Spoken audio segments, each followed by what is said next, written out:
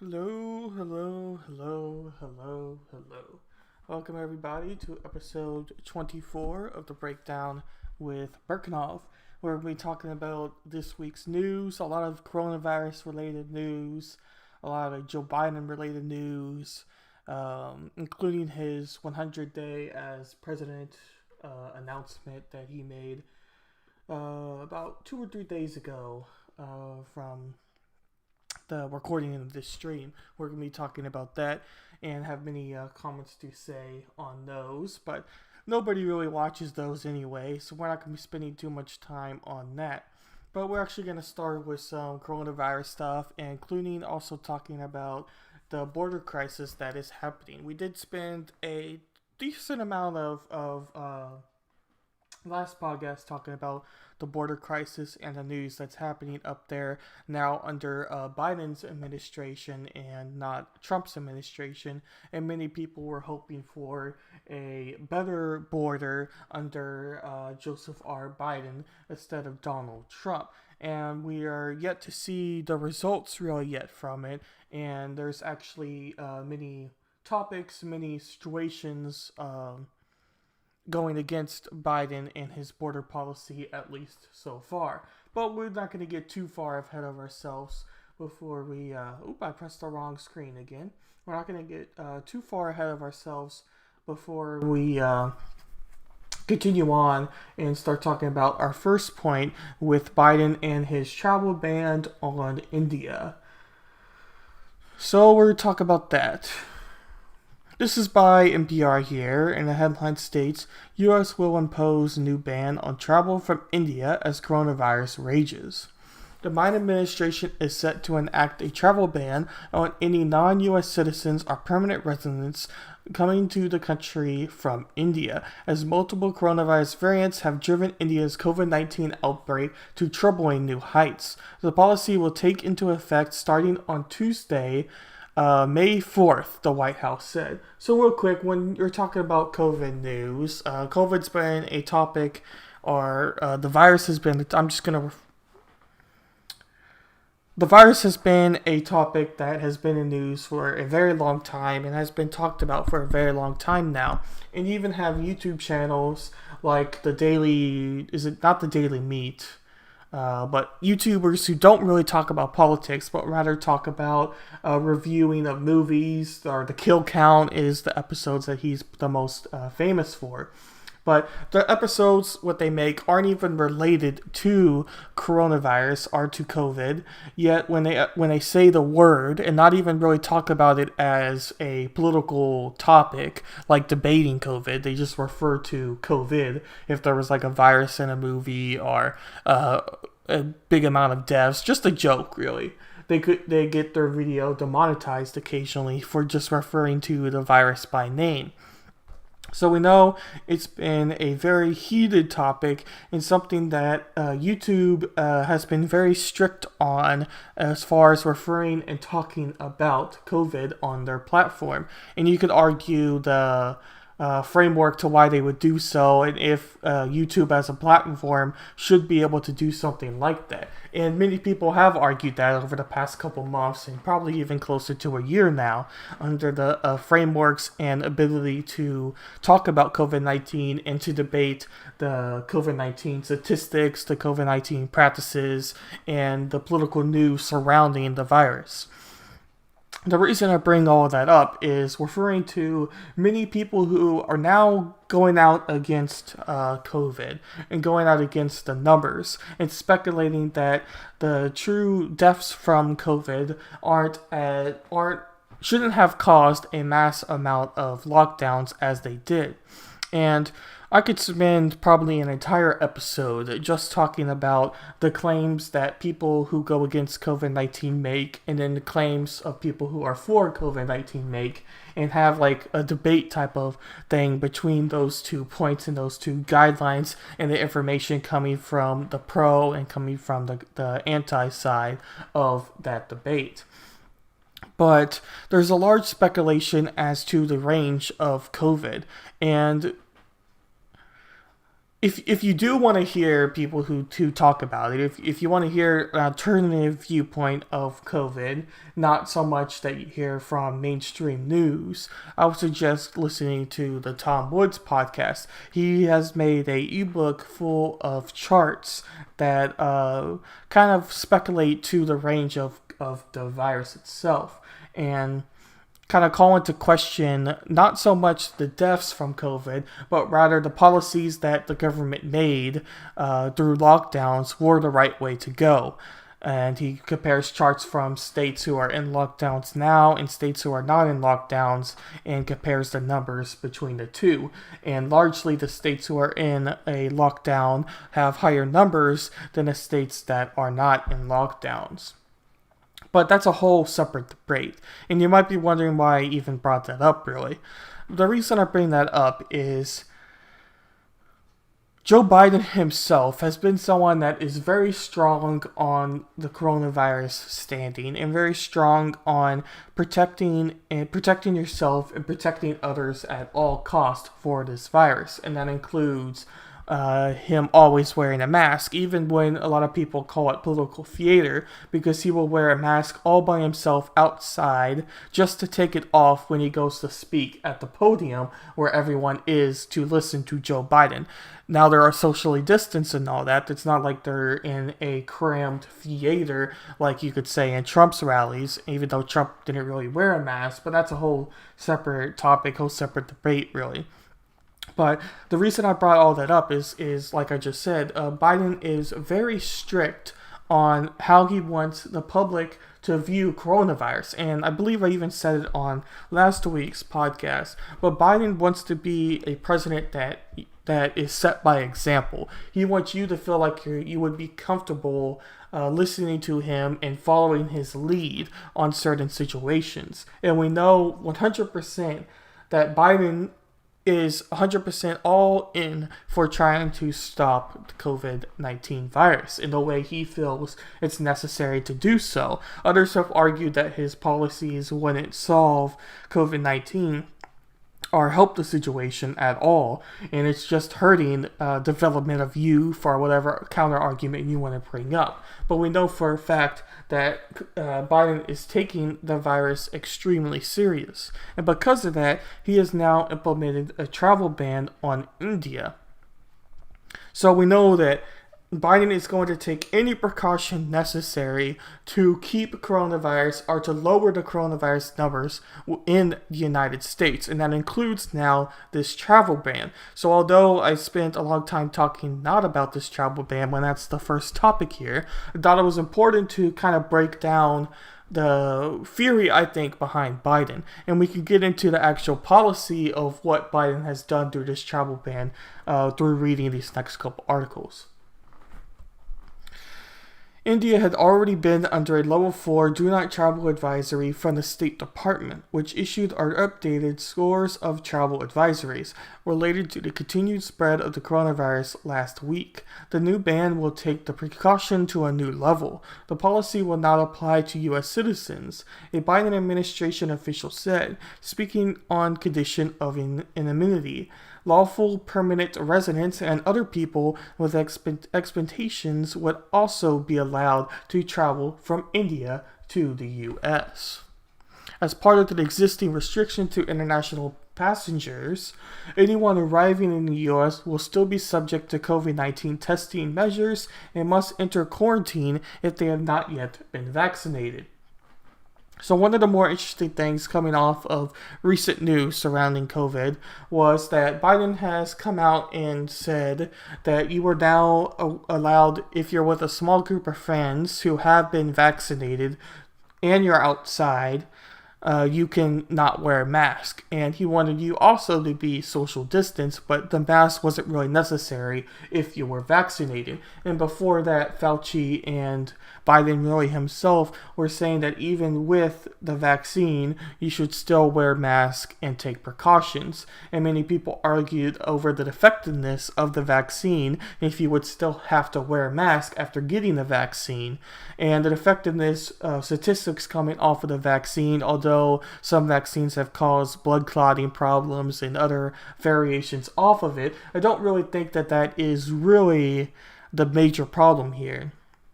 I just think Biden and Biden's administration is wanting to be extremely cautious when it comes to COVID-19 and take any number of precautions to hopefully stop the spread and hopefully reduce the numbers of people who get infected with the coronavirus. And if that includes having to wear a mask after a vaccine, then you might as well wear a mask after the vaccine if that keeps you safe. I'm pretty sure that that is the route that the Biden administration and Biden himself is going when tackling coronavirus.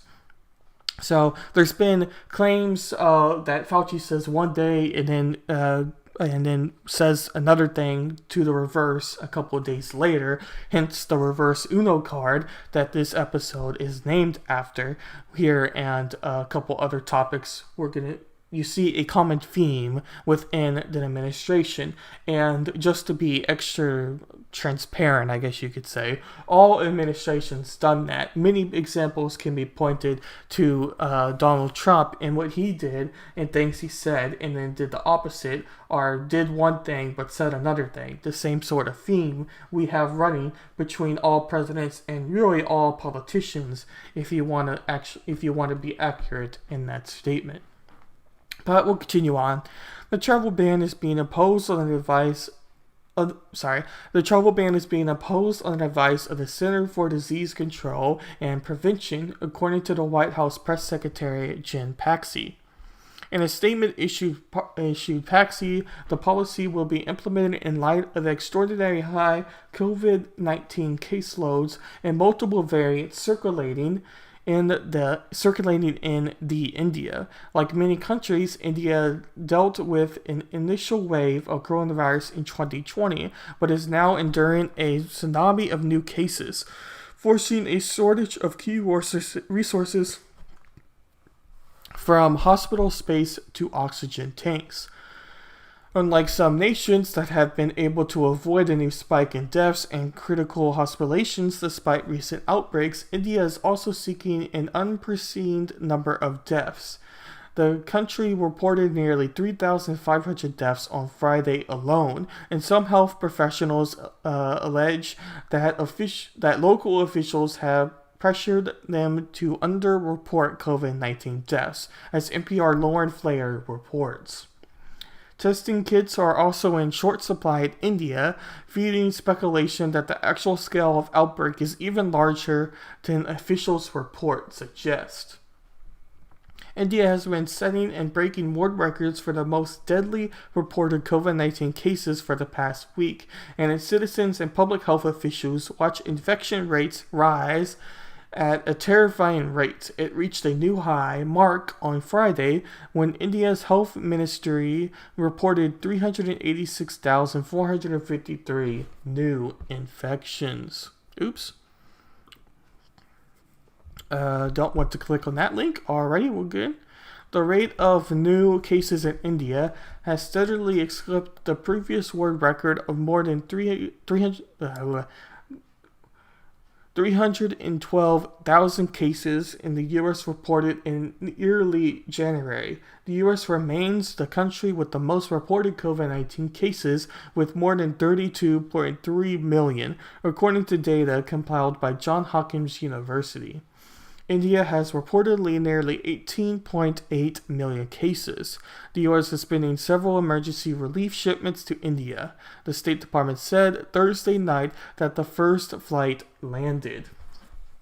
So there we go with our first article about India and the travel ban, and that India is in a wave of upwards with COVID cases and COVID deaths, responding to a new mutant of a virus or a new virus strain, which could go to the United States. Hence, in fury, why Biden wanted to restrict travel to and from India, despite not necessarily being open borders with world travel, as many other countries have inflicted travel bans with each other to prevent COVID from getting larger in their communities. But once again, we see another case of another country being banned from it. This one is from CNN Politics. Biden administration to restrict travel from India starting Tuesday. The Biden administration has confirmed that the U.S. will restrict travel from India starting on Tuesday. On the advice of the Centers for Disease Control and Prevention, the administration will restrict travel from India starting immediately, White House Press Secretary Secretary Jim Paxi said in a statement on Friday. The policy will be implemented in light of an extraordinary high COVID-19 caseload and multiple variants circulating in India.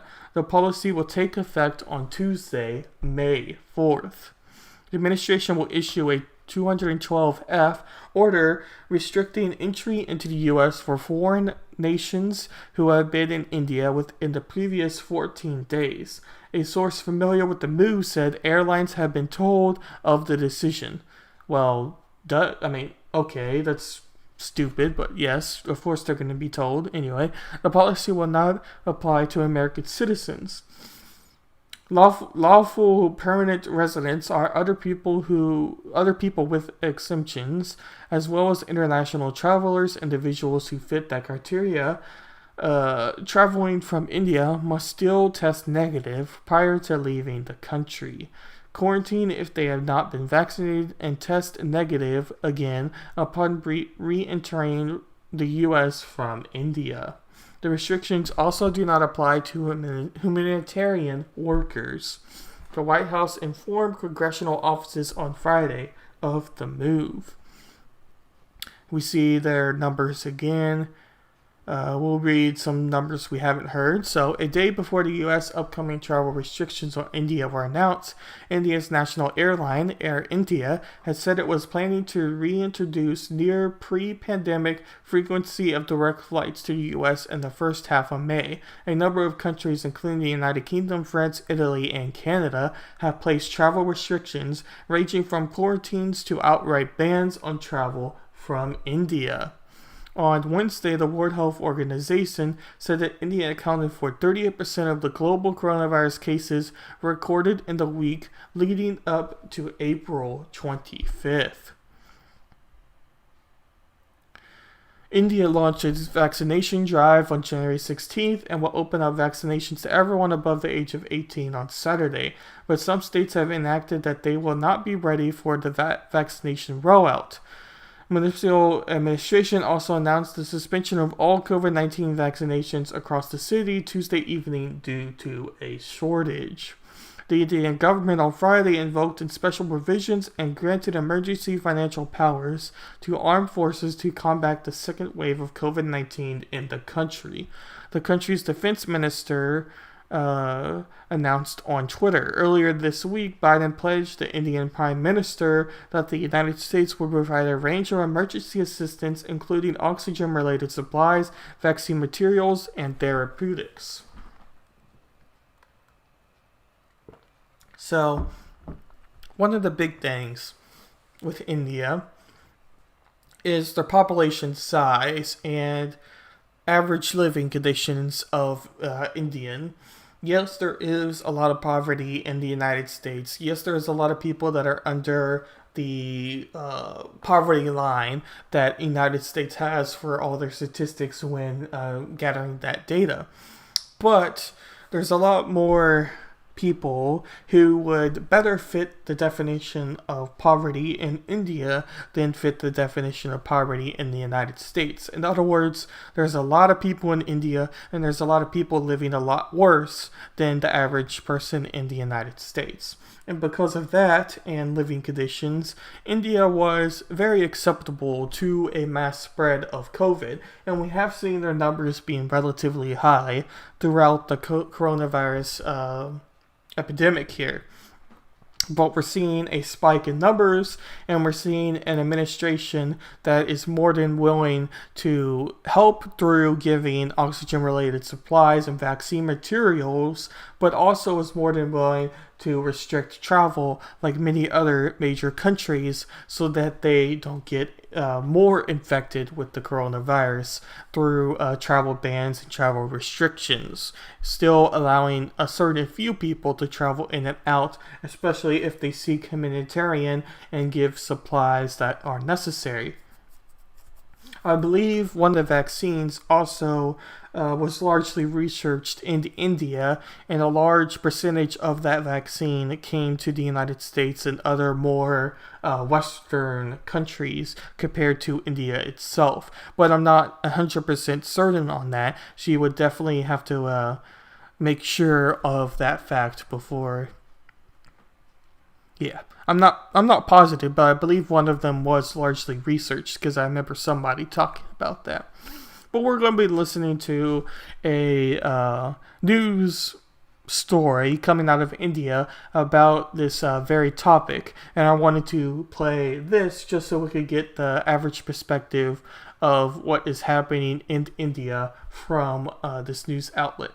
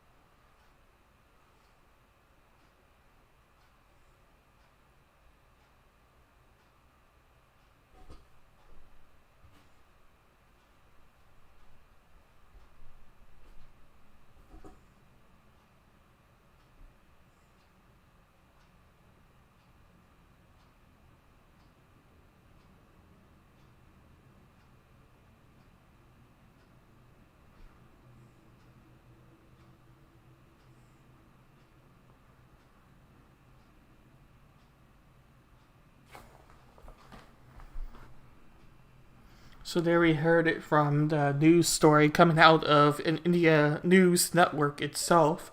So they have their frustrations with the U.S. government and Biden administration off of the coronavirus and what the United States is doing in relation to the coronavirus. And you said it there yourself in the video as well about the distribution of vaccines and being one of the largest vaccine makers of many of the vaccines that are coming to the United States. And I know that a lot of people are frustrated with the U.S. for taking a lot of vaccines and not really distributing them out themselves. So in other words, they're taking more vaccines than they really should, so that India itself and other countries still have access to vaccines that maybe are more needed because of living conditions or population size or whatever statistic you want to throw to support that opinion.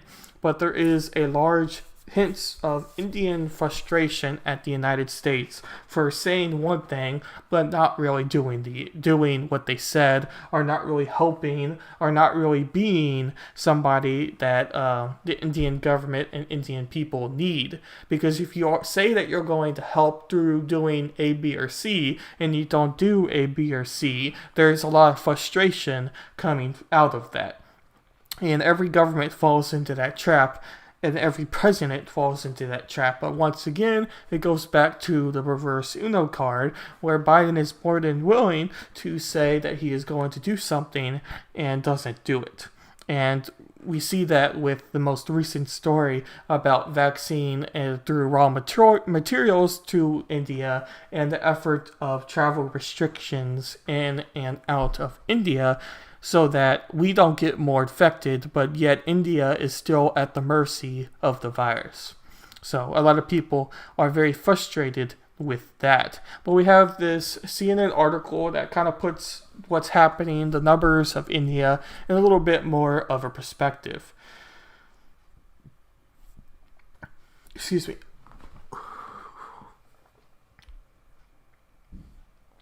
One second.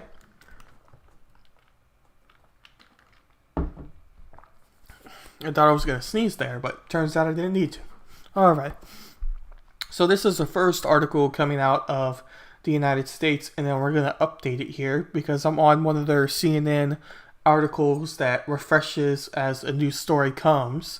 So once I refresh it, I'm going to get more recent articles. But the last time I looked at this page, this was the last thing that popped up and relating to what Biden said through direct aid, because it appears that they're at least making an effort. The only question is, how much of an effort are they making, and is it going to be a big enough effort to actually help India and to actually help their cases, to help their numbers, to help the spread, to reduce COVID in India?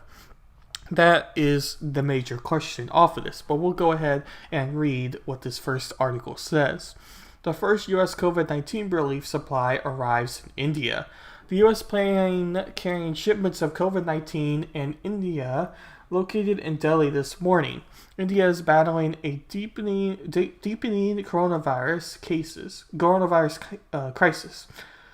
New cases were reported on Thursday, a new global record. According to figures released by the county's health ministry, the county also reported 3,645 deaths, the highest number of COVID-19 deaths in the country has reported in a single day. Those U.S. aid shipments, the first day in the Biden administration, left Travis Air Force Base in California aboard a U.S. Air Force aircraft on Wednesday. Another shipment will leave Travis Air Force Base on Friday with PPE, oxygen, test kits, and masks, as Joe Biden said, and Jim Paxi said, the press secretary for Biden said that they were going to distribute aid through those methods.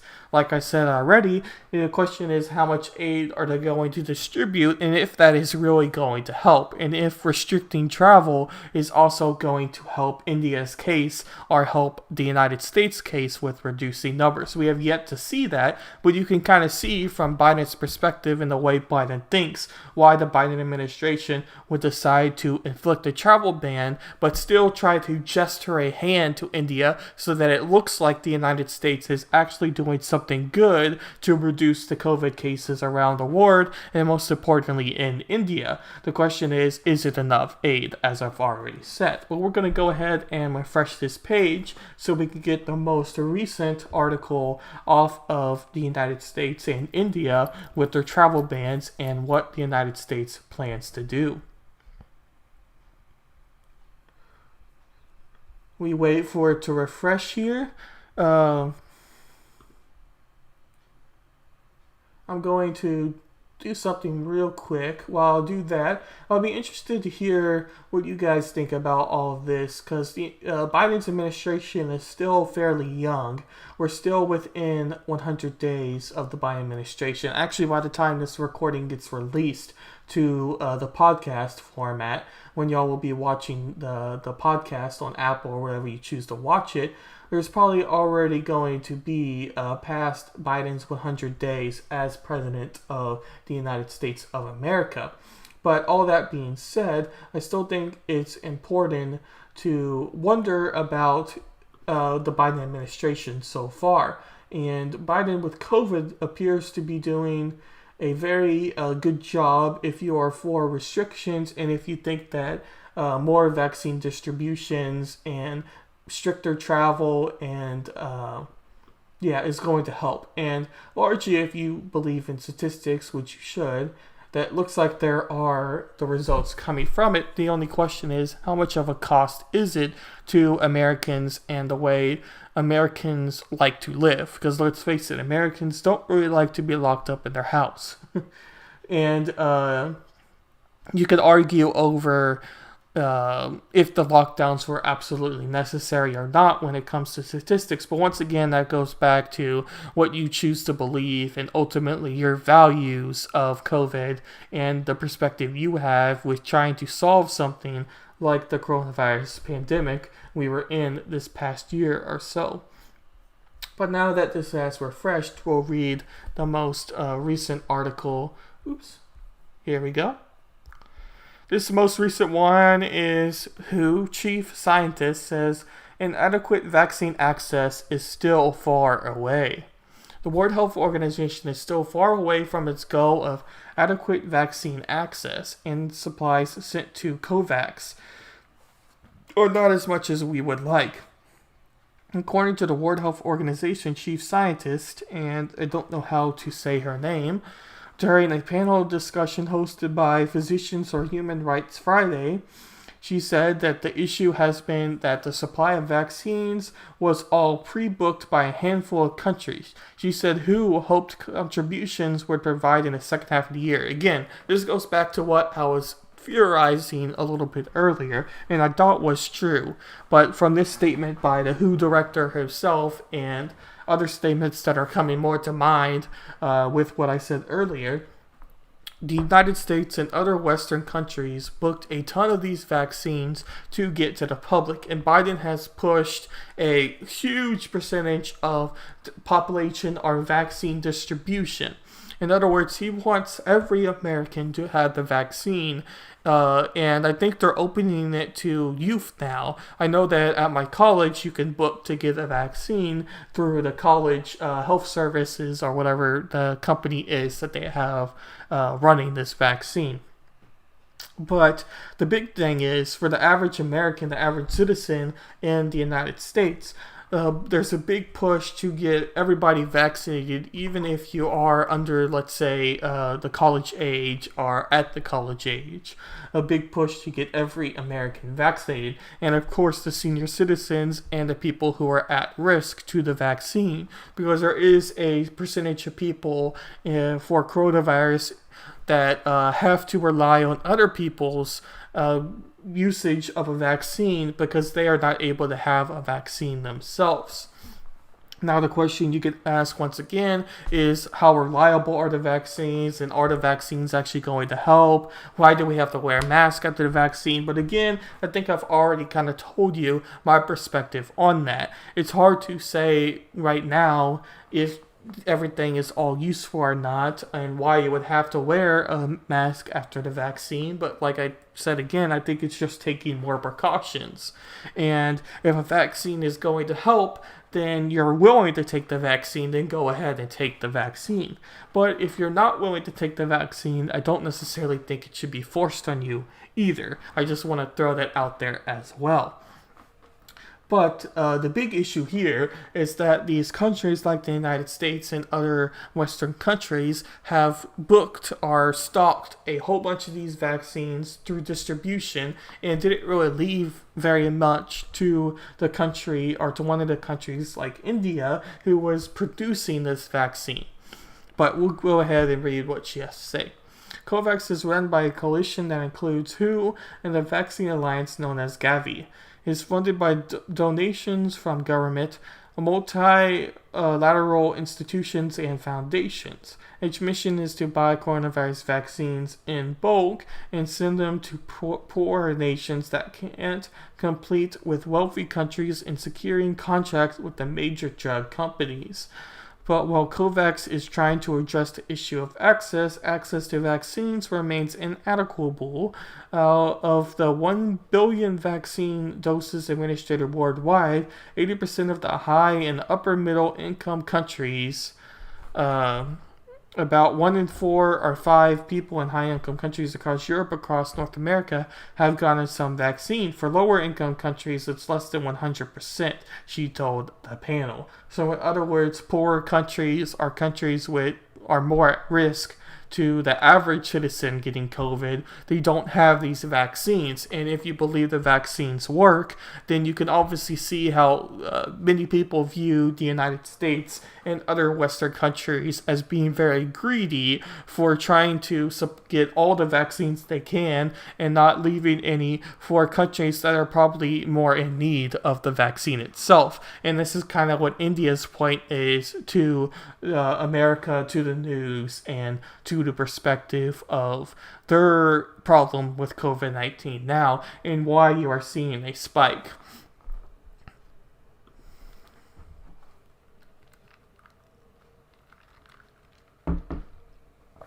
As we wait for our next article to load up here, we'll get into our next story.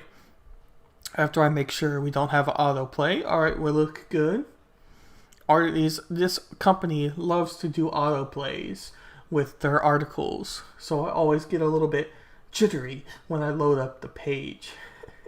Anyway, let's move this so you can actually read it if you're watching live. Alrighty, we're looking good. We'll stop it there. Yep, alrighty. So we'll go ahead and read this article from CBS News about a story that happened in Israel. Dozens killed, including 4 Americans, in Stampede at a Jewish religious festival in Israel. A stampede at a religious festival attended by tens of thousands of ultra-Orthodox Jews in northern Israel killed at least 45 people and injured about 150 early Friday, medical officials said. It was one of the country's deadliest civilian disasters. The Consulate General of Israel in New York on Friday confirmed that four of the dead were U.S. citizens. It said in a statement that it was working with families of all those who died and were injured to enter Israel as easily and quickly as possible. The stampede began when large numbers of people thronged a narrow tunnel-like passage during an event according to witness and video footage. People began falling on top of each other near the end of the walkway as they descended slippery metal stairs, witnesses said. One of the injured told the Israel public broadcaster Kan that a crush of the people trying to descend the mountain caused a general bedlam on a slippery metal slope followed by stairs. Nobody managed to halt, he said from a hospital bed. I saw one after the other fall. Video footage showed large numbers of people, most of them black-clad, ultra-Orthodox man, ultra-Orthodox man, squeezed by the tunnel. Initial reports and witnesses said police barricades had prevented people from exiting quickly. The stampede occurred during the celebrations of Lag Banar at Mount Mormon, the first mass religious gathering to be held legally since Israel lifted nearly all restrictions related to coronavirus pandemic. The country has been cases plummet since launching one of the world's most successful vaccination campaigns late last year. That's what I was just going to say. Israel was one of the earliest major countries, our major nation, to implement a mass use of a vaccine. I don't exactly know how they did it, so I don't want to say something that is wrong, but I know that the majority of their population very fast got the vaccine, and their distribution of the vaccine and the percentage of their population at risk and just average percentage of the population were both very high numbers, and a big reason why Israel was in the news for many, many months about their vaccine distribution and techniques resulting for less COVID cases in Israel and so on.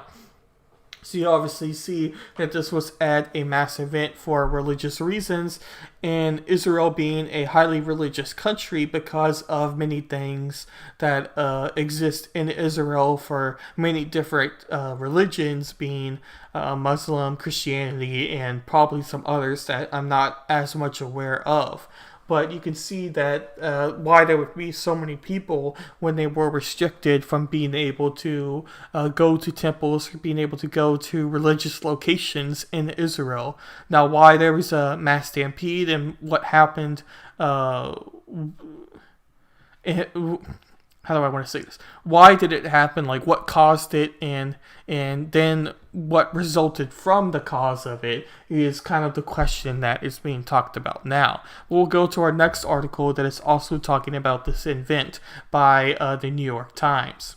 Stampede at Israel religious celebration kills at least 45 people. A stampede early Friday at the Mountainside religious celebration in Israel that drew at least 45 people dead and scores more injured. By some estimates, about 100,000 people were crammed together last Thursday to celebrate a holiday on Mount Hermon in northern Israel, despite warnings from authorities about the risk of COVID-19 transmission. The deadly crash began at 1 a.m. on Friday as celebrants began to pour out a section of a compound where festivals were being held. The death toll of 45 released later by Health Ministry made it one of the worst civilian disasters in Israel's history. Megan David Adam, the National Ambulance Service, said earlier Friday that he had treated 150 injured people. It posted a video on Twitter that showed a fleet of ambulances, red siren flashes, waiting to evacuate the wounded. A terrible disaster, Prime Minister Benjamin said. Jake Sullivan, President Biden's national security advisor and the European Union ambassador, offered condolences on Twitter to the families of the victims. Ultra-Orthodox Jews traditionally gather at Mount Hermon for the holiday of Lag BaOmer to dance and make bonfires among the tomb of a prominent rabbi from Antiquity. Critics have warned for years that the site's patchy infrastructure cannot safely handle large crowds. A video said to have been taken right before the stampede on Friday showed a mass amount of people in an elastic celebration moving in unison to the music. Early accounts of what led to the stampede varied. Initial reports indicated that a grandstand had collapsed, but as details emerged, it appeared that the crash had occurred after celebrants slipped on stone steps leading into a narrow passageway with metal-floored slope, setting off what the news site Ynet described as a human avalanche. So if that case were to be true, then a mass amount of people slipping and falling into each other caused more people to fall back on each other, caused more people to fall back on each other, caused more people to fall back on each other, and nobody could stop it because of the loose bricks and metal flooring, and resulted in injuries and some deaths from the human avalanche, as the New York Times and the content creator put there. One of the injured said that the slope had become slippery from spilled water and grape juice. For some reason, there was a sudden pressure at the point, and people stopped, but more people kept coming down. Speaking from the hospital, this was a victim. People were not breathing. I remember hundreds of people screaming, "I can't breathe."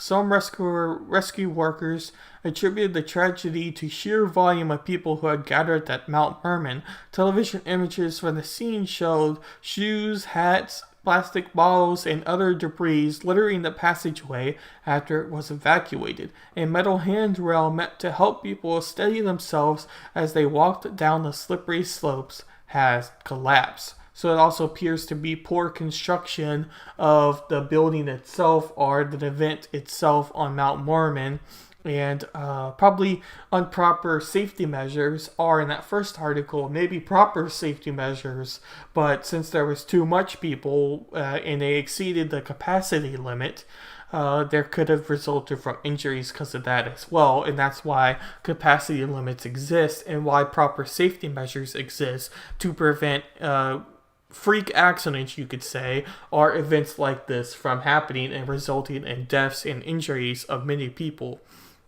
because of religious freedom or because of mass gathering of any reason for that to happen.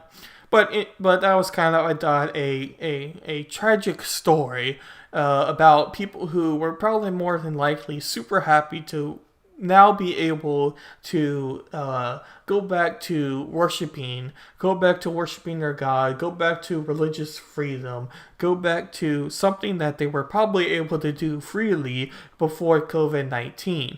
And because of that, and any number of reasons that I said, or maybe all the reasons combined, it resulted in something bad happening from something good. And you can definitely take, like they said in that first article we read about, I think it was CNN if I remember right, they said that there was health officials warning of a potential increase of coronavirus from over 100,000 estimate that we just read about, and that many people in such a small space could ultimately result in people getting COVID and maybe a spread of COVID-19 in the country once again, or a spike in cases in the country once again because of it.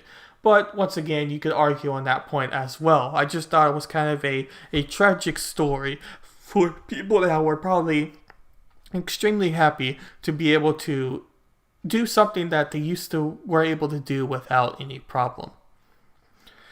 Now we'll get into the major story I wanted to talk about. It may not be the longest topic of today's podcast, just depending on how much I want to say about it, but we're once again going to be talking about Biden's border and the news that is coming from Biden, most importantly a protest against Biden about his administration and his policies and his handling of the border off of Trump. Many people have argued or suggested that the way Trump dealt with the border and the crisis made Biden's issues a lot higher because there was so much things to fix, so much things to resolve, and Biden's policy and how he wants to handle the border is extremely different compared to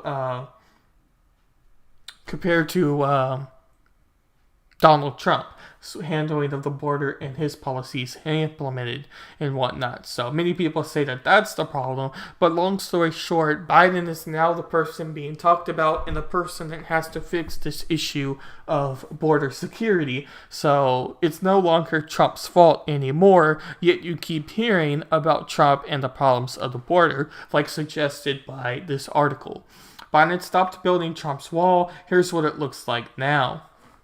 And that's another problem. They're going to be totally talking about an incomplete border wall. Trump wanted to be able to build a full border wall and a mass border wall in height and in security. And since Biden stopped construction on that wall, it's obviously left many holes to exist where there is no wall and illegal immigrants can still get through without problems of the average border, I guess you could say. But we'll read what they have to say about it. Once there was bustling construction zone here, now it's a ghost town frozen in time. Heavy machinery is parked and motionless. Stacks of steel borelays stretch as far as the eye can see. The Trump administration built more than 450 miles of fencing along the U.S.-Mexico border, including hundreds of miles of replacement fencing and 52 miles of construction where there were no borders before. The wall became a focal point of his presidency, a staging ground for political rallies, and a symbol of the administration's controversial immigration crackdowns. On the campaign trail, President Biden vowed not to build another foot, and he has swiftly halted construction once he became president. A big question still hasn't been answered month into presidency. What will happen where the construction was underway? Excuse me. Fencing currently covers 706 miles of the 1,954-mile U.S.-Mexico border. We have recently visited locations along the stretch where the wall construction had started, but has been paused since Biden became president. So far, the new administration isn't saying what will happen in any of those places, but people who live and work in the area have a lot to say about what they want to see, and here's what they want. This is a weird sentence. Here's what we saw and what they told us. I don't know why I had a problem turning with that one. The first stop was the view from the end of the road. It's about as far as the border wall construction got, about 15 miles east of the Nogales, Arizona, in the Patagon Mountains, as you see the path covered through a pristine desert landscape. It's a scene that's far too familiar for environmental activists. A former park ranger, he spent the last 4 years campaigning against the border wall in these remote areas of Arizona. It's kind of a bizarre scene because we have got this huge amount of devastation, this massive swath of land. It's been blasted open and nobody knows what's going to happen next. So once again, you're having the whole issue between presidency, two drastic viewpoints on the border, and it's probably why both presidents were popular for their policy. Like I suggested on last week's policy, having a harsh stance on border is going to make you very popular. Having a very open stance is also going to make you extremely popular. If you're somewhere in the middle, that's maybe where the mass amount of Americans are when it comes to border security, but it's just going to make you appear average when you're talking about the border. So having these two very extreme stances makes you more popular and makes you more interesting as a candidate. So we went from one policy under Trump of making a complete border wall and border security, high security, to a president that doesn't want any of that. So now you have to bring up the question, like this environmental activist is talking about, and many other people have brought up, what's going to happen now? What's going to happen with the pathways that were made to start construction, and in some cases the fencing posts that are set up, but no wall is there? What's going to happen? Customs and Border Protection has said that the border wall projects went through environmental stewardship plans to analyze and minimize the environmental impact, including studies of how wildlife may be affected by the projects. We want to see those contracts canceled, and we want to see the remaining billions of dollars left in those contracts used to restore and renovate this beautiful landscape, said the environmental activist. So he doesn't want any part of this wall because of the environmental impact it has on Arizona and all of the lands that the wall went through. Their stop 2 was the tire trucks in the dirt, but no activity can be found. So, okay, this is interesting. This is interesting because what they're doing here is talking about stops from a very political perspective. So instead of saying, like, we are at the Colorado National Memorial in Arizona next to the Palador Mountain or whatever. I'm not even sure Palador is on the border. But long story short, instead of saying a location that many people could reference when you talk about the border, they're just making it drastic and say the tire marks left in the dirt. Where are we? The tire marks. That is where we are. Like, just say a location. Like, you don't have to make something that's this political even more political. Just give us a location and talk about what you want. Anyway. Now that the roads are blocked off, so we can't get close enough to see what they built, but this is much clearer. The landscape in the area has already changed dramatically. Mountains and half-built wall is happening. Step 4 is seen from one sheriff calls foolish. We'll read this one to see what it has to say. In Del Rio, Texas, Verde County Sheriff Joe Frank Martinez took us to what's supposed to be a 2-mile stretch of border wall. So far, only 100 yards have been built. Construction equipment is still on site. Deep trenches are dug out. About January the 24th, everything stopped. To me, it's just crazy. You can still, that's Frank, by the way. You can still see smaller fences that used to guard the stretch of border, and that the trick, Martinez says, crime bulgers and theft went down as a structure smuggling activity and gave Border Patrol agents more time to respond. But now it's just a new structure. A taller 30-foot fence is half built. The sheriff hopes it will be finished.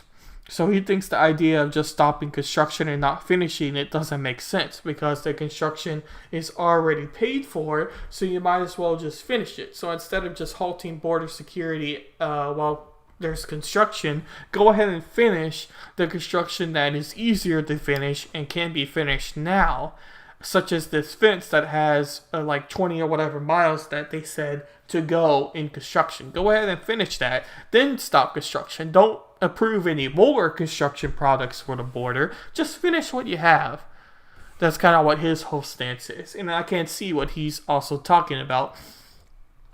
Many people might have the environmental aspect that we first read about, but I would have to look more into that. I can kind of see, I can honestly see more of what the sheriff was talking about. Just go ahead and finish the construction that is already close to being finished. Then just don't start anymore. There's no sense in just completely stopping construction like that. But once again, you could take a different stance when it comes to the border, and there's many other stances to be made.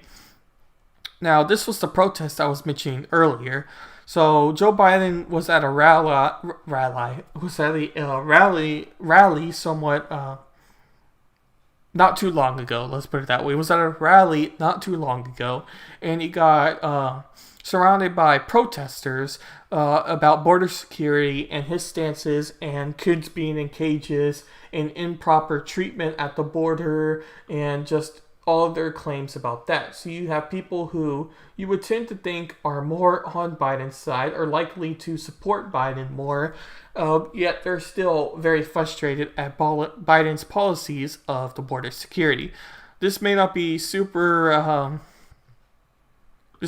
easy to hear because there is a lot of background noise in it, but we'll play a little bit of it just to get kind of the main perspective of what's going on.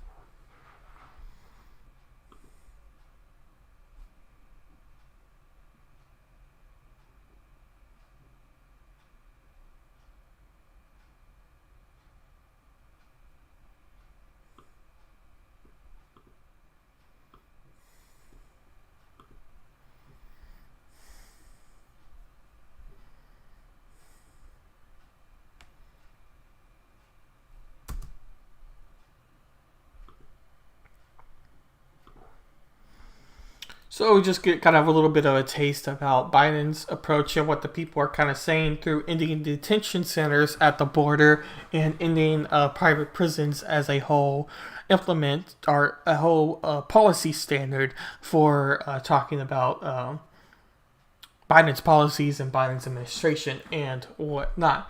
I hope that video did play. I was noticing on my audio mixer here, where I'm able to see the inputs and whatnot, that it didn't look like the video was picking up. So I'll have to make sure I check that later. But hopefully you were able to hear it. If not, they were basically just saying in detention now, in detention now, in detention now. I voted for you. Why are you doing this? Blah, blah, blah, blah. Just claims like this. And eventually it looked like Secret Service or just police in general removed those people from the protest.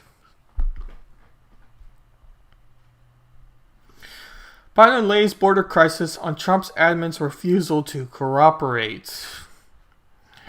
President Joe Biden blamed the Trump administration for ongoing problems at the U.S.-Mexico border, citing its failure to cooperate and share critical information during the presidential transition period. In an exclusive interview that aired Friday with Today's Show, co-author Craig Malvin said that the Biden administration inherited one of the god-awful mess at the border from former President Donald Trump. He said it's the result of failure to have real transitional cooperation from the last administration like every other administration has done. Like I said at the beginning of this is Biden's reverse Uno card. He is wanting to blame Donald Trump for the problems that he has with the border. And some of it is probably Donald Trump's problem and what Donald Trump left Biden, because they're on two completely opposite perspectives of border and what they want to implement and how they want to see change, and Biden being a much more open border compared to Donald Trump, who was definitely not an open border. So once again, you have that as being something that we already kind of brought up and talked about for their border security. But the idea that you can just blame Donald Trump and it's all Donald Trump's fault and you don't take any blame for what's happening now is obviously not true either. So you can't just keep playing the same card and expect the same results and expect people to still believe you. After the November election, Biden said that he had dispatched his transitional team to meet with officials leading the major departments across the government. The two departments that didn't give us access to virtually anything were the Immigration and Defense Department, said Biden, who added that his team didn't know until he was sworn into office that Trump had fired many people from the departments and they were understaffed considerably. That's a bullshit statement. You know that that Trump fired so many people, and I think it doesn't take a rocket science to know that before Donald Trump left office, that many people were going to quit their job. You even saw that. I forget who the person was, but she was a high person in Trump's cabinet, I believe, even, and she went ahead and decided to basically retire from the position early, even before Donald Trump left office officially as president. So once again, that statement's just complete nonsense. We don't know yet where those kids are, he said. We are trying like hell to figure out what happened. What happened to that child when he got separated? Where did they go? Where are they? In fact, pro bono lawyers in Biden's task force to reunite families have struggled to locate some of the parents who were separated, not their children. But those lawyers say many parents are in Central America and ready to be reunited once the Biden administration makes good on its promise to bring them back to the United States to be with their children. During the wide-ranging interview conducted Thursday, the White House, Biden was also asked about comments on race made by Tim Scott of South Carolina and the official Republican response to the president's first address to Congress. So we're going to get to that first address here in a little bit. The lone black Republican senator said he experienced the pain of discrimination, but urged viewers to hear me clearly. America is not a racist country. No, I don't think that America people are racist. This is his response. But I think after 400 years, African Americans have been left in a position where they are far behind the eight ball in terms of education, health, in terms of opportunity, Biden said. And I don't think America's racist, but I think the overhang from all of the Jim Crow and before the slavery have had a cost, and we have to deal with it. We've talked about this before, about if America is racist or not. Even on Anna Volta's show, or my show I share with Anna Volta, is Getting the Answers, that we have every Thursday on alternating channels. Yes, I'm going to go ahead and give a shout out mid-episode here. Anyway, we talked about America and what we thought on all that, and ultimately I don't have too many other things to say off of that.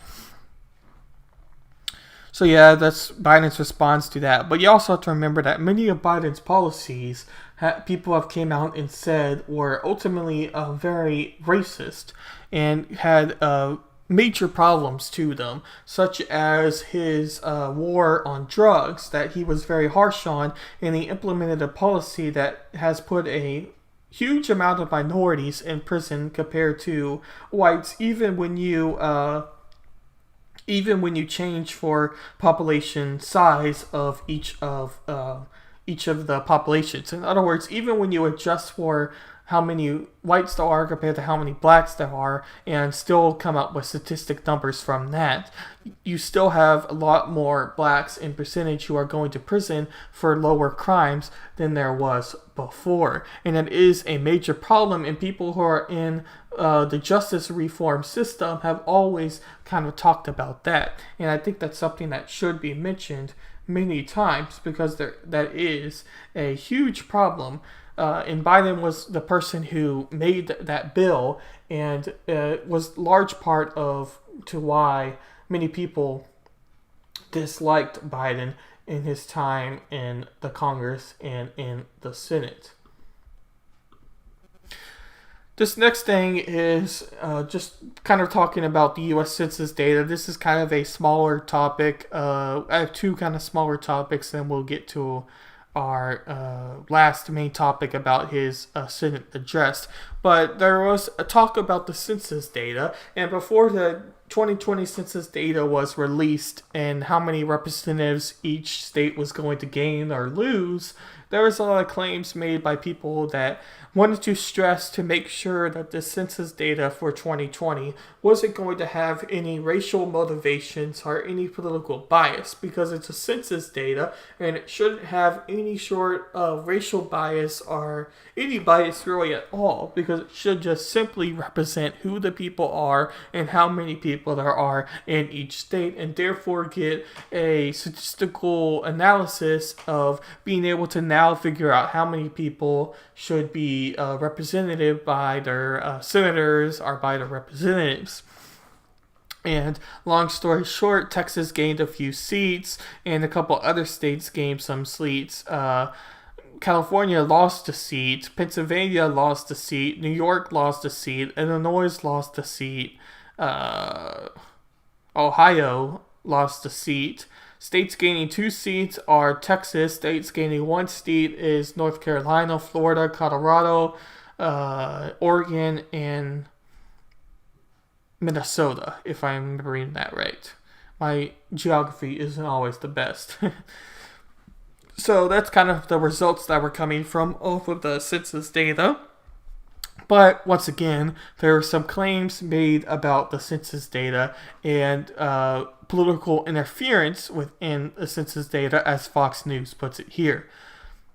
And we're going to read about that. More than a dozen House Republicans Friday are questioning the Commerce Secretary Gina on whether there was any political interference in the final census numbers used to decide how many House members each state will get for the coming decade. And this is extremely important, because being represented by your House members and being equally represented is a huge way to be able to ensure that the government is working as a whole, and more importantly, working for you as a member of that state. So if there is adjusting of numbers, or if there is political bias, it definitely needs to be brought up and talked about, because there shouldn't be this political bias when it comes to something that should 100% just be statistics and just be numbers.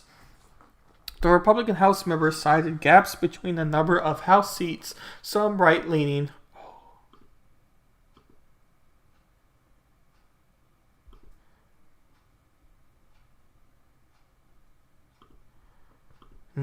I don't think those 2 videos were going to play. I just had a memory.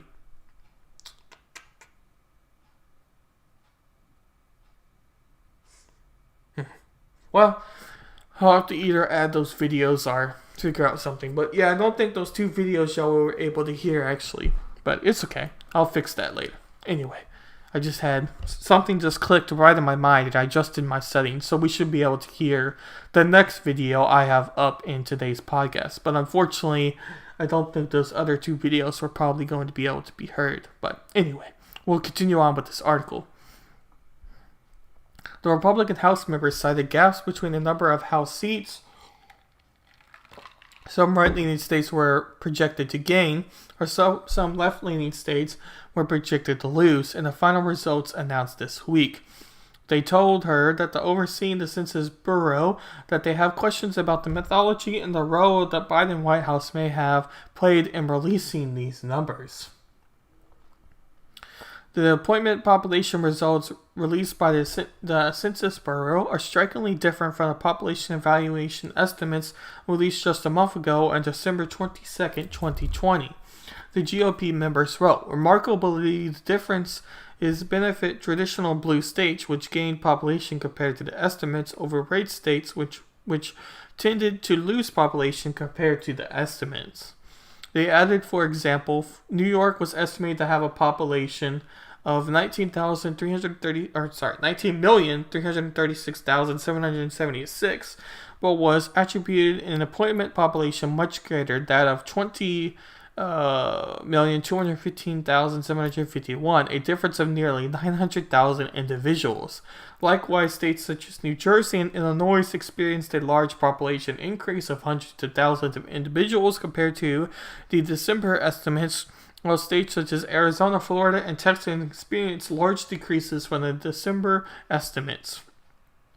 The House Republicans' letter was first high-profile allegation that Biden administration may have interfered with the census, but there is no evidence besides the departure of the final numbers from the December estimates to indicate it did, and it lists the senators or representatives who are making those claims, one of them being Tim Jordan, who I thought was interesting, and Republican Texas Ralph Norman, and a few others, but I thought that was kind of interesting because, as I said at the very beginning, census data should pretty much be just facts and nothing else, because it is just statistics, and it does have a big impact to make sure that the United States as a whole is represented, and more importantly, you as a member of that state are equally represented by the amount of representatives you have on the seat and everything.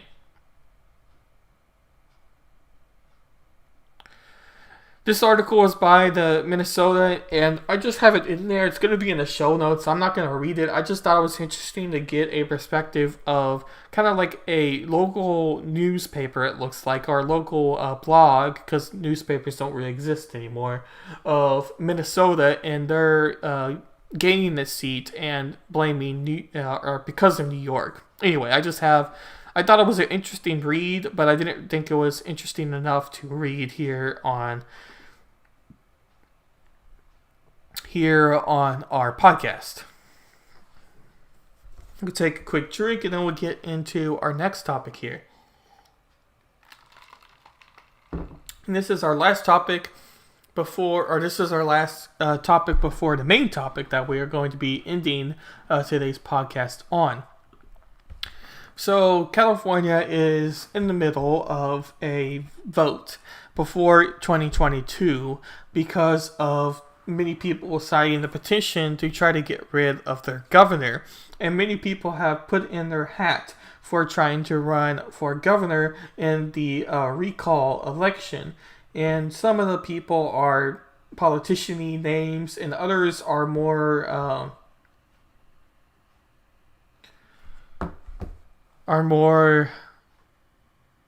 controversial names, is I guess the polite way to put this. And one of those more controversial names is Caitlyn Jenner.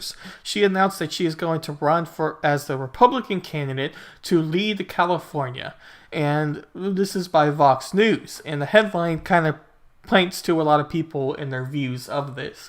Trans people are deriding Caitlyn Jenner's run for governor. We'll go on and read this article. It was late June 2015 when I asked my mom a question that carried much more weight than she perhaps realized at the time. Struggling with the due burdens of gender dysphoria and the closet, I asked her what she thought of Caitlyn Jenner. I had been struggling to read. Let's get into what she said here.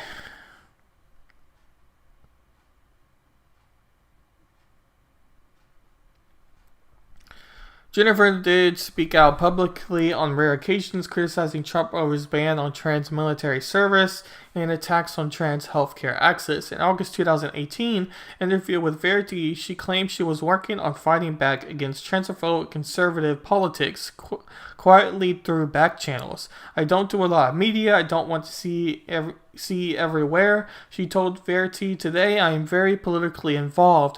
Nobody really knows it. I do it very quietly because I have been so criticized by the liberal side of the media. I can't get more things done if I don't stick my nose into everything publicly. Now Jennifer isn't keeping her politics out the public eye. She has thrown her hat in the ring for the California recall race in a bid to replace Gavin Newsom as the state's chief executive. She filed paperwork as the Republican candidate on April 23rd and has teamed up with a former Trump campaign manager, Brad Parscale. While California is one of the most supportive states for LGBTQ people, it is a majority Democrat, so it's not clear whom exactly Jennifer's run is supposed to appeal. Her trans identity may hold her back to attracting voters from hardcore Trump supporters in the state too.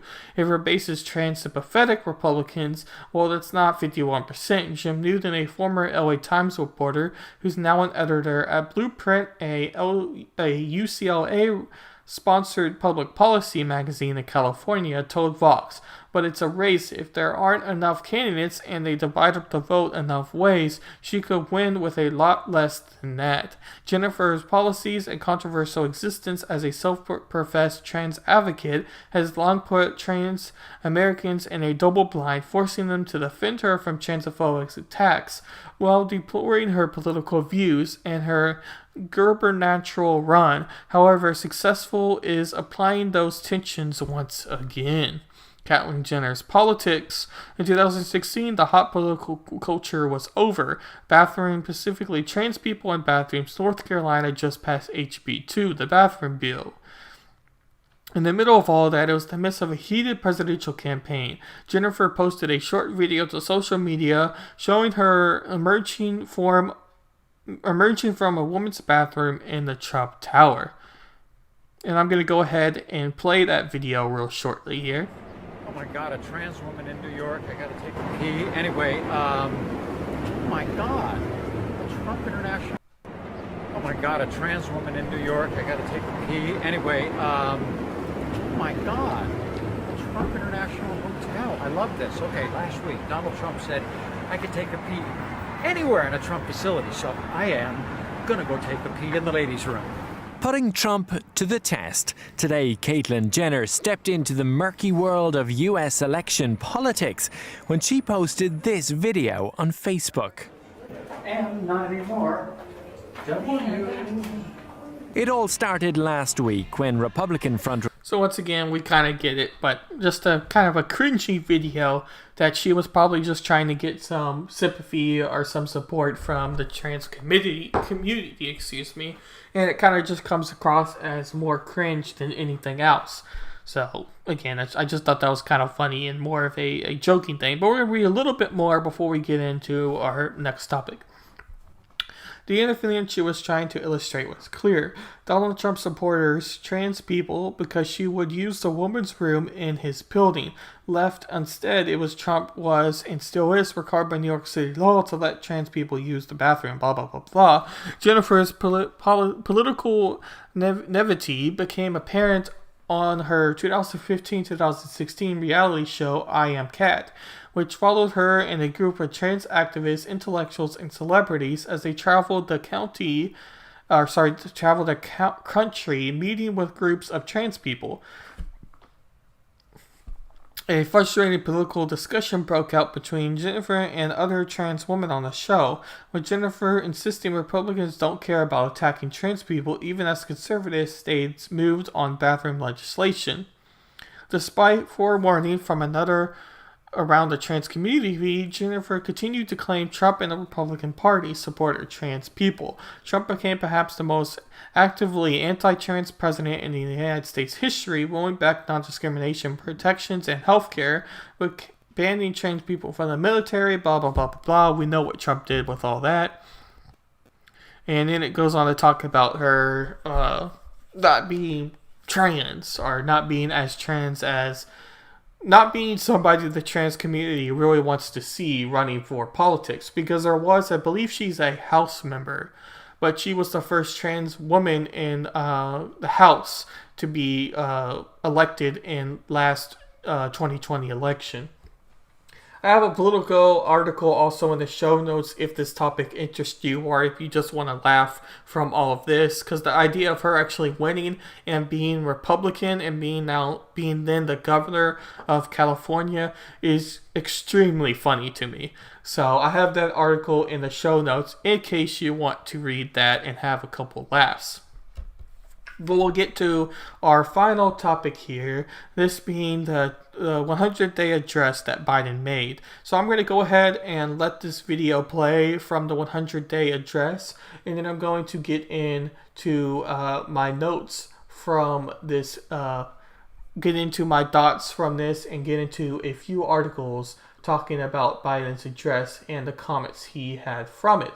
But a lot of these addresses, especially the State of the Union, I think, if I'm remembering right, my mind's getting blank right now, but the addresses that a lot of times these presidents make in front of Congress it's just political theater. Nothing really comes from it. It just gives one side a chance to say how stupid the other side looks, and it gives the other side a chance to kind of be like, look how good we are. So nothing really comes from it. I just thought it was kind of interesting to talk about. But we're going to play a little bit of this video before we get into articles about it. If it'll play. There it goes. Thank you, thank you, thank you. Good to be back.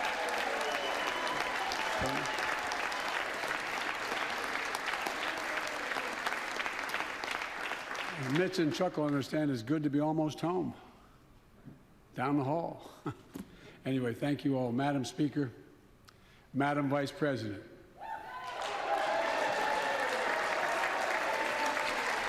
No president has ever said those words from this podium. No president has ever said those words. And it's about time.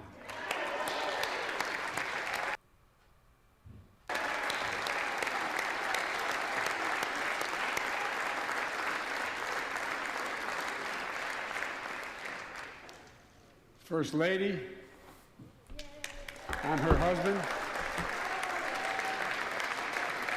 Second Gentleman, Chief Justice,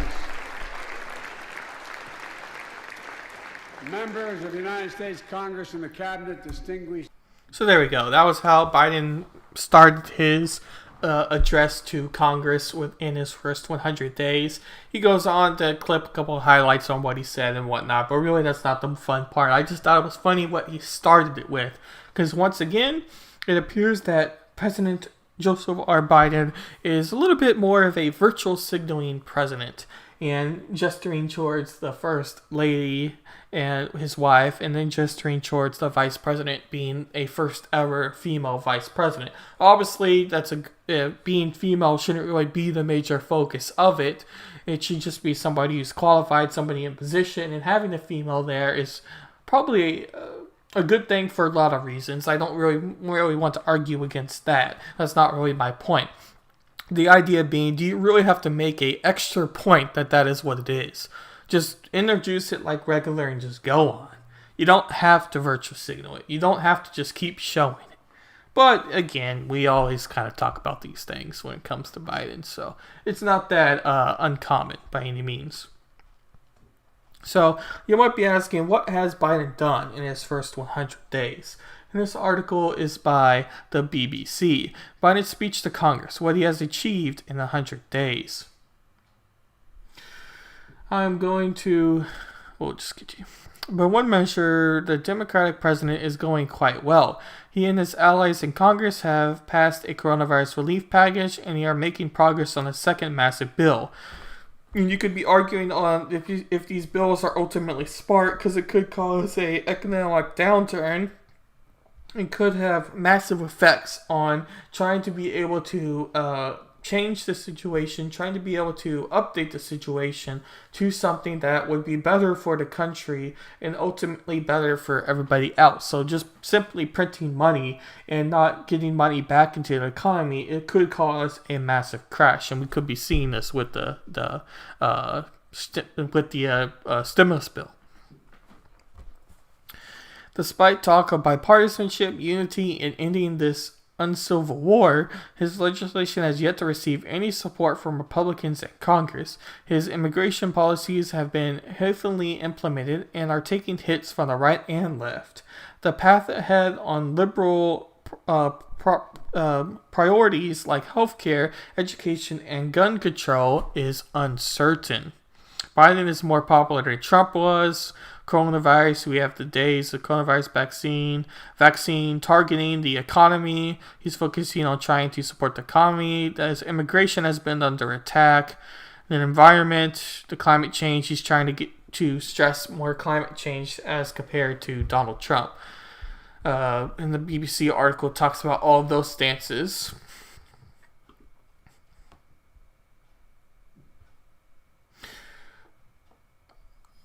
I have a couple more videos linked in the channel description if this topic does interest you. I didn't want to talk about all of these because ultimately they repeated themselves a lot, but I wanted to add them just in case if one of these topics did interest you. But this was the main one coming out of this topic, and this is going to be the last article we're going to talk about here. And it was an opinion piece from the CNN, and it says, Joe Biden is old. Here's why that's a good thing.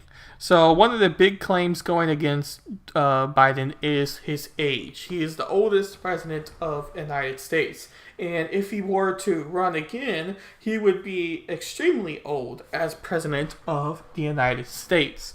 So it is going to be interesting to see what is going to happen from that. And nobody talks about Biden and his age as a good thing.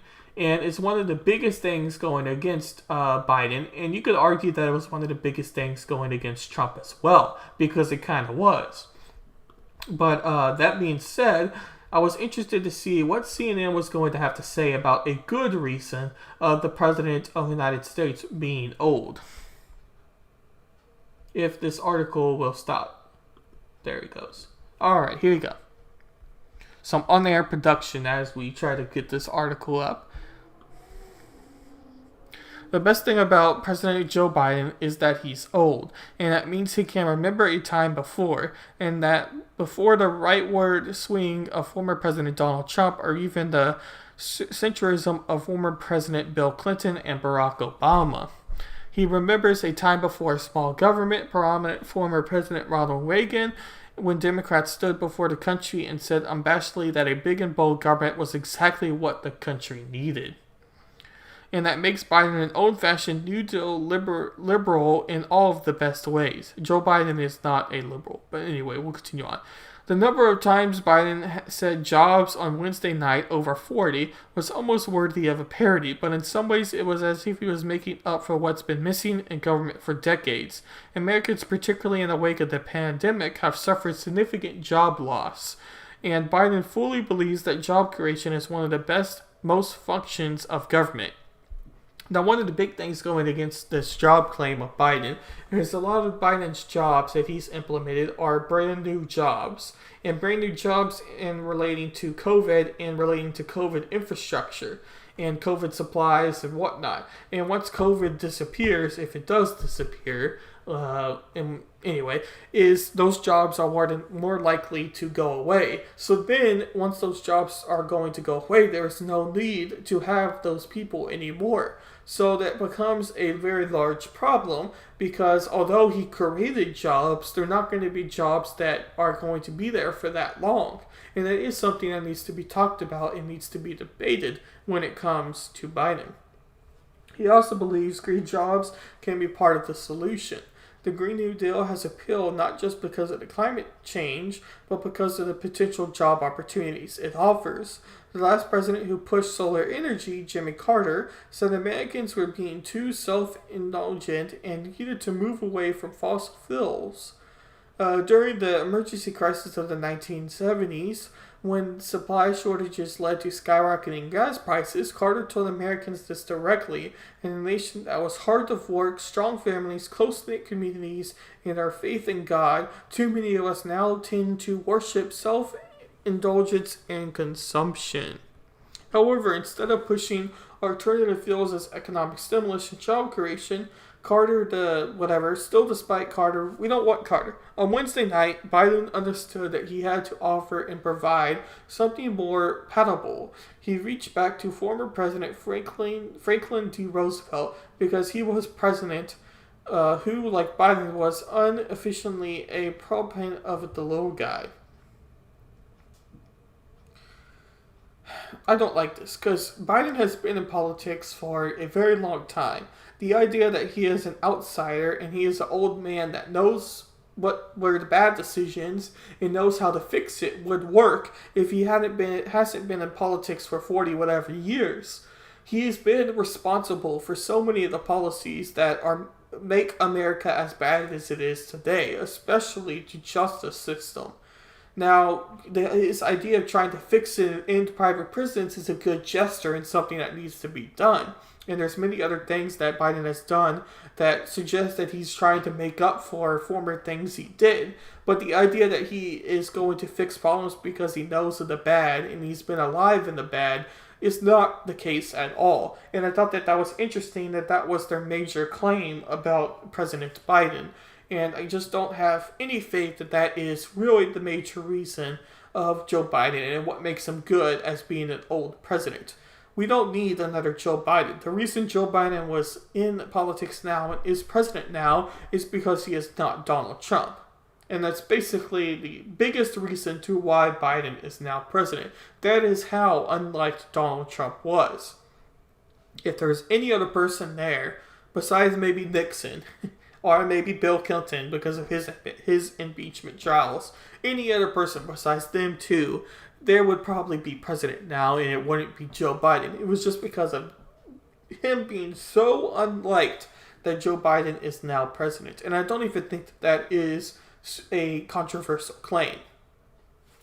That's kind of where I wanted to end today's podcast on, and all of the topics there. Make sure to check out the Freedom Scoop, where you can find individual content creators and talk about similar things, and like the Stephen Ignoramus, or the Generational Gap, or J. Edgar 101 now on YouTube, and many other people you can follow there, such as the Freckles and Brit Show and the R-Rated Conservative.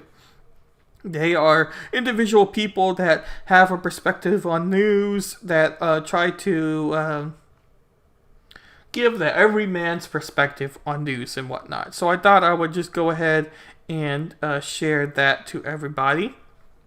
But we are now going to finish off this podcast once I raid into my friend here, since we are on Twitch. And if you're listening to this as a podcast, you can definitely let me know what interests you for future topics to talk about. I'm still debating if I want to put up my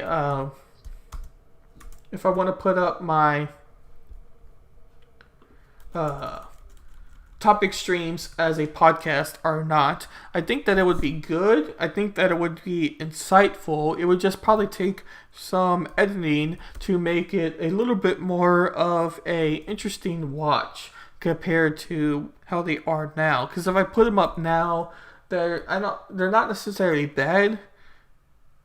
I just don't know if anyone would want to choose to watch it if you weren't necessarily there live to do so. So I think I might put them up. If you have an opinion on that, you can definitely let me know. You can join my Discord that's in the social media page and description of the podcast. If you're watching this later as a recording on YouTube, Twitch, Trovo, or whatever else, you can definitely let me know there. The best place to reach me is probably Twitter and Discord, where we can talk about the podcast or whatever else you want to talk about. But that is all for today, and thank you, everybody. And we are going to go raid into my friend here, and hopefully everybody has had a good day, good time. And yeah, Thank you, and goodbye. Because we're playing Price is Right rules, and it's closest without going over. So, Random Randy said April 1st. Yeah, Random Randy would have won. That's awesome. And Katie Zed said 8 months. It's a very good point, Katie. Wow. I wanted to write Randy a song.